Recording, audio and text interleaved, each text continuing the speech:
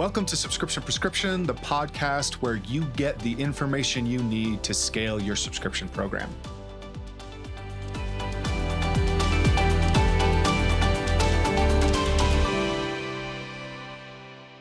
Hello and welcome to another dose of Subscription Prescription. This is the podcast where we teach you everything there is to know about D2C subscriptions.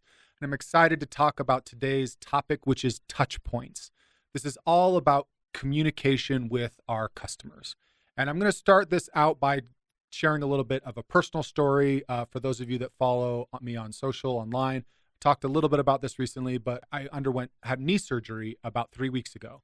Nothing too serious, but I've been dealing with some nagging stuff for years that's made it difficult to run and train like I like to do regularly. So I had it cleaned up with a scope.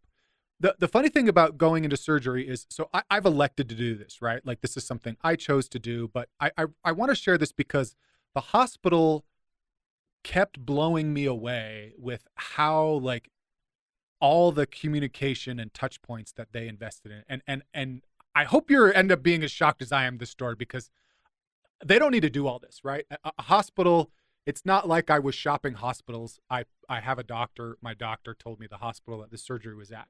So this hospital isn't necessarily gaining a ton of retention like points by how they treated this. But I'd like to go over this for a couple reasons. And the first of this is how we're communicating with people up front, right? So with this hospital, there's a lot of messaging related to time you're showing up, about billing. There were several touch points about, hey, you can pay now or you can pay in person, right? There's a lot of information that they send you that they make you have. The doctor gave me a handout.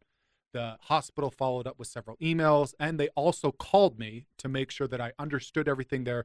They basically were taking no chance that I wasn't going to show up for that surgery prepped and prepared.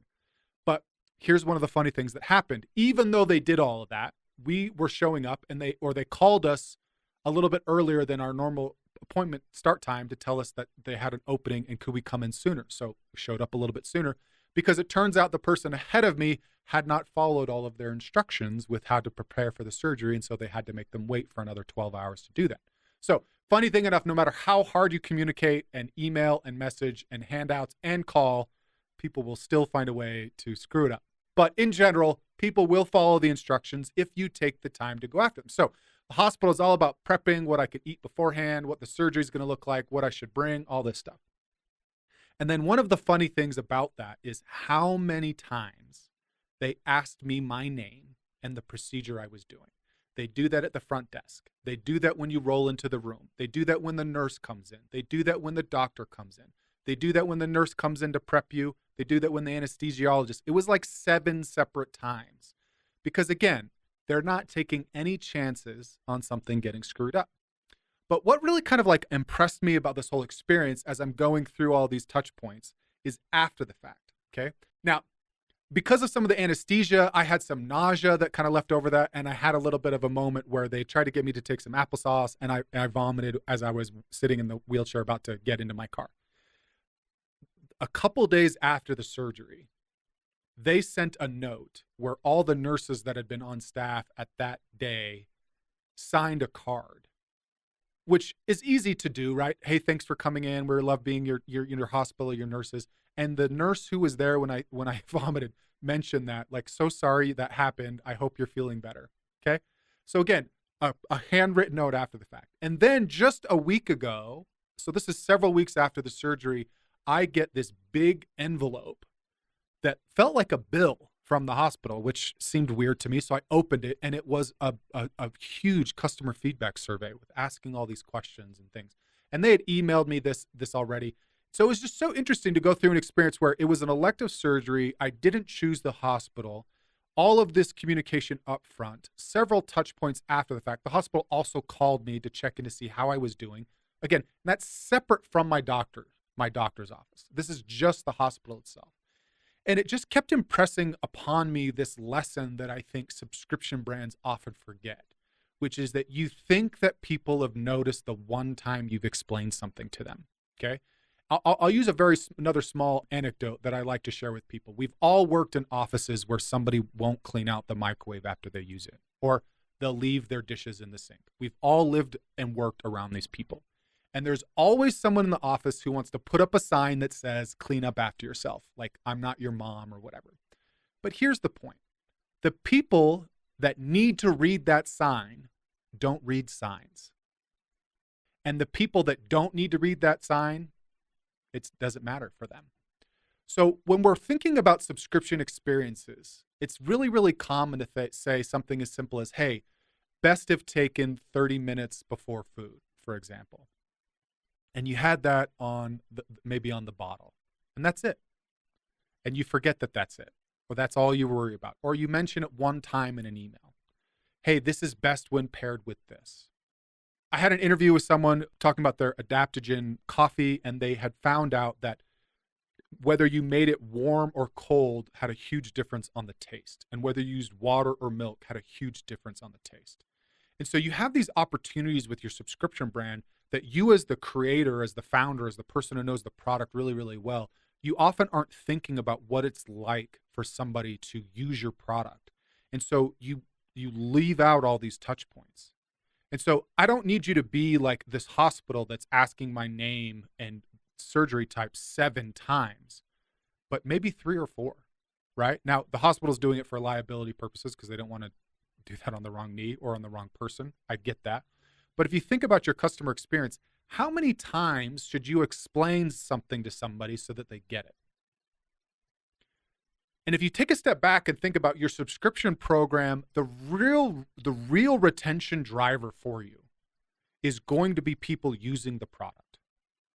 Using the product in a way that is effective for them in a regular cadence that causes them to consume the product so that they need to reorder more. That's the whole goal behind a subscription program. And so when we forget this idea of like how much work it takes to educate somebody on something, right? If you've never made a cup of mushroom coffee before and you're trying to get somebody to make it, and you don't explain why it tastes differently or what you should do to make that coffee taste better, you're missing out. If you have a protein powder that has a different ingredient in it that causes the powder to mix a little bit differently than normal, and you're not explaining that, you're missing out. Even if you're just selling a run-of-the-mill turmeric product and you're not explaining to people a good day or time to use it, or how to pay attention to changes in their system, or what other things they should be doing to help make the product more effective, you're missing out. And so when we're building subscription programs, we're so, like, again, the common fear is that I'm going to over message my subscribers. But a recent dose that we did on email marketing was kind of getting to this problem is you have really, really warm windows with your audience. From the point of purchase to the time the product is delivered, that is a warm period of where you can be nurturing and developing that relationship. And so you can send multiple emails, even some SMS messages if you want to. And then once the product is delivered, send a text with an onboarding guide with some quick tips. Make sure there's a product insert about making sure that first product experience is as powerful, impactful as possible. Set the table with those emails, make sure that first experience is powerful, and then follow up.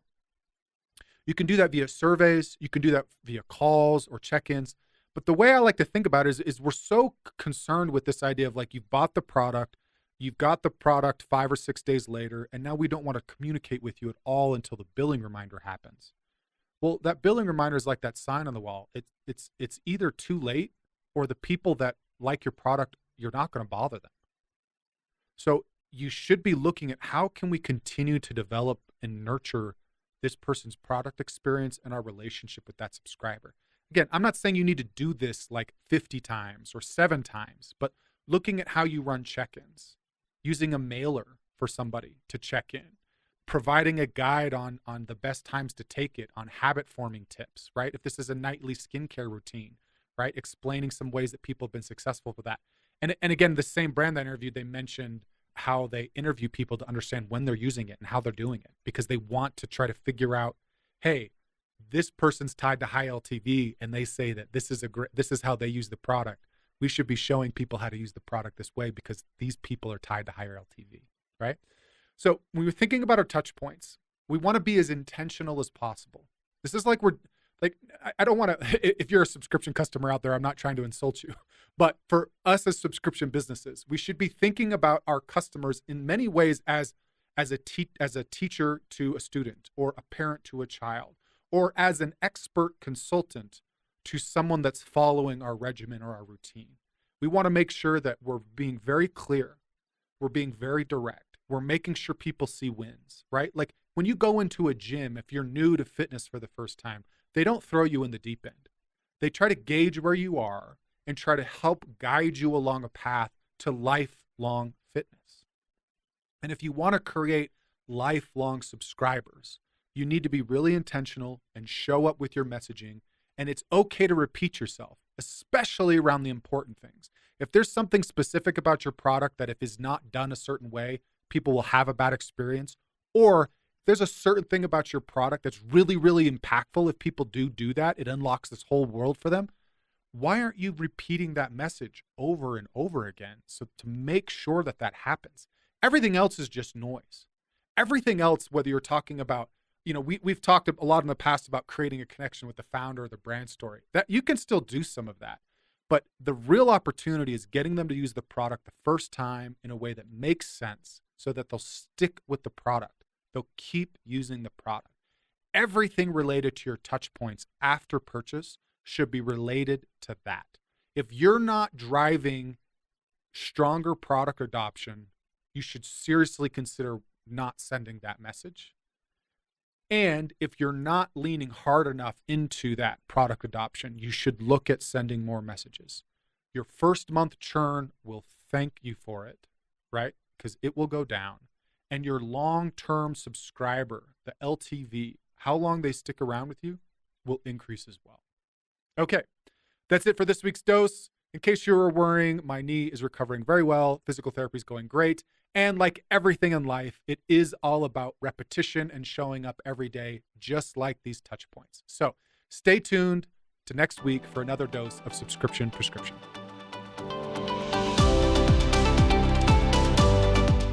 That's it for today. Thank you for tuning in. Please subscribe so that you can get notified when new episodes come out each week on Tuesdays.